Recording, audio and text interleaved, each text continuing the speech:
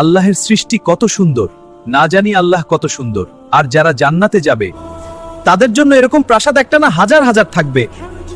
সেখানে কত শান্তি হবে। এই প্রাসাদে খুব খুব খাবার থাকবে, ফল থাকবে, আনন্দ করা জায়গা থাকবে, যা ইচ্ছা তাই করতে পারবে সেখানে। আমি সবার জন্য দোয়া করি, সবাই যেন বেশি বেশি আমল করে জান্নাতে যেতে পারে। আল্লাহ সবাইকে জান্নাত দান করো, আমিন। ভিডিওটি দেখতেছেন তাকে বলতেছে এটা রমজান মাস, সমস্ত গুনাহ ছেড়ে দিয়ে বেশি বেশি আমল করুন, যাতে করে আল্লাহ আমাদের জান্নাতুল ফেরদৌস দান করেন, আমিন। বাবার সাথে বেয়াদবি করে থাকলে ক্ষমা চেয়ে নেন। নবীজির নাম শুনলে দুরূদ শরীফ পাঠ করেন। নিজের গুনাহের জন্য আল্লাহর কাছে ক্ষমা চান। এটা আমার কথা না, এটা নবীর কথা। এই বদদোয়াটি জিবরাইল আখা করেছেন, নবী সালেহ শুনে একমত পোষণ করেছেন, অর্থাৎ আমিন বলেছেন। জন্য নবীজির বদদোয়া থেকে বাঁচার জন্য, জান্নাতে যাওয়ার জন্য আমরা বেশি বেশি আমল করব ইনশাআল্লাহ। আল্লাহ বলেছেন, তোমরা জমিনে ভ্রমণ কর, আমার সুন্দর সুন্দর সৃষ্টিগুলো দেখে তোমাদের ঈমানকে বৃদ্ধি করো।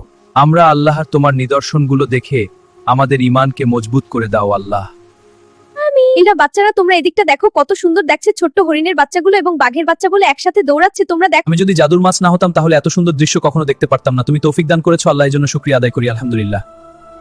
অ্যামাজন জঙ্গল এত সুন্দর আমি জীবনে কখনো দেখিনি। এটা তো একটা জায়গা, আরো কত সুন্দর জায়গা আল্লাহ তৈরি করেছে আমি জানি না।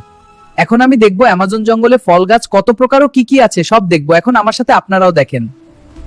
এখন আমি দেখবো অ্যামাজন জঙ্গলে কত প্রকার ফুল গাছ আছে। দেখুন, আপনারা জীবনে যা দেখেননি দেখে নিন।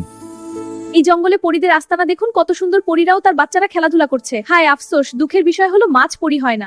যদি মাছ পরী থাকতো তাহলে আমি তাকে বিবাহ করতে পারতাম। এই ভিডিও পর্যন্তই, পরবর্তী ভিডিওতে দেখা হবে ইনশাআল্লাহ সবার সাথে।